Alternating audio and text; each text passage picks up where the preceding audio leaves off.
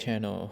Today we are going to solve the problem 200, number of islands. This one is very classical and very frequently asked in interviews.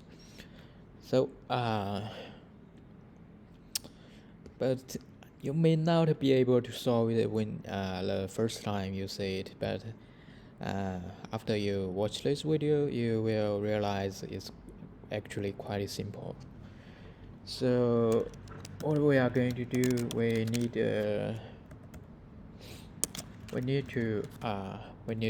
second function which called a helper, and we need to have parameters input include grid and also two integers. That's the location of one element. So we are going to iterate every element in the grid.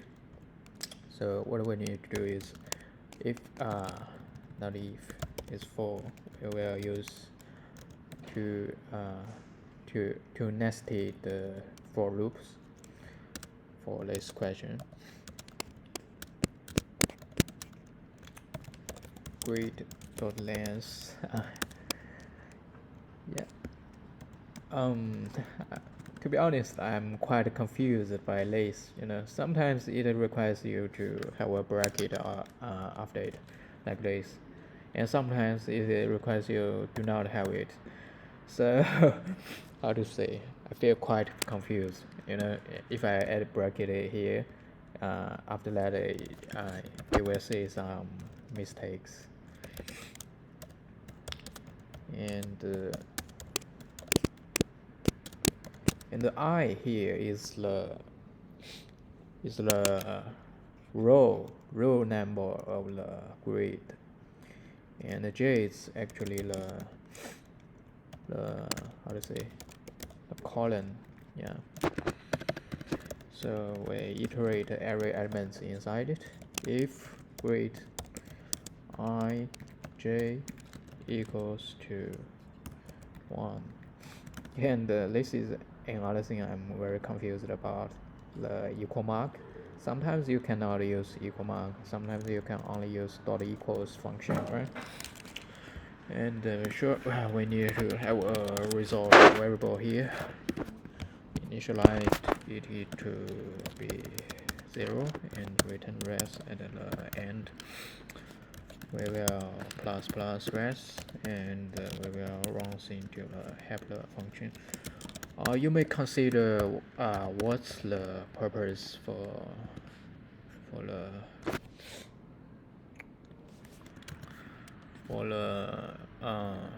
helper function. So the helper majorly do this. We will return. Right? Yeah, is a condition I will fill in later. So the helper major do this. So for example, you come to the 0 position, right? And you will change it into, because this question is asking you how many islands, how many independent islands, not how many one, right? If it's asking you how many one, you can just use this part without a helper. But actually an island is all adjacent one. So for example, here you only have one island, and here, so the left top corner you have one island, in the middle here you have another one, and in the bottom right you have another one, right? So it totally is 3. So that makes us to think about that. So we need to make grid ij equals to 0 after we find it. Alright, and after that we need to use a DFS. We will do that again. So let's help the function majorly change all the adjacent one into 0. So it will not get you to add an extra result count, right? So that will help us. And so this is how you write a DFS.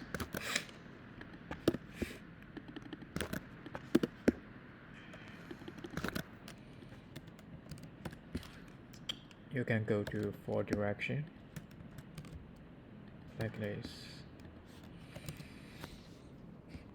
and firstly you go from 0 0 to 0 1, right? So it is here, and you will make it into 0 again, and then you will go to actually you will go into this helper, and you will go to write continuously, right?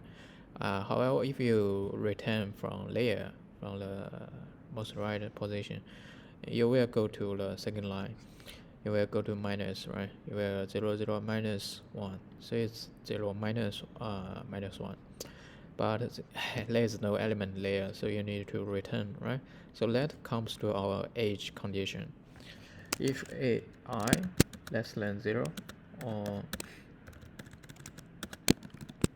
I greater than the grid dot length, or maybe also j less than 0, j greater than grid 0 dot length, and yeah, and also you need to return when the element is not equal to 1, right? So grid I j not equals to 1. Yeah, and the water should be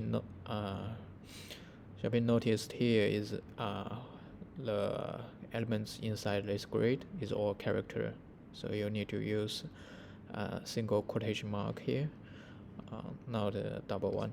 Yeah, double is for the string.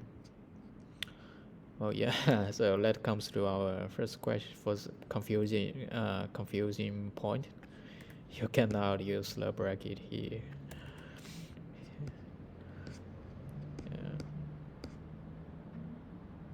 Yeah, it say you goes out on the, yeah, so it's greater or equal to, yeah.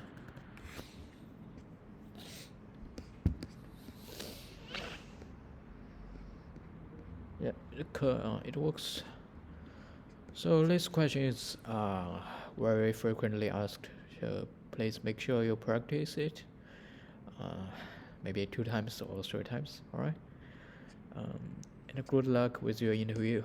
Actually, I'm also looking for a graduate position too, so good luck to you and myself.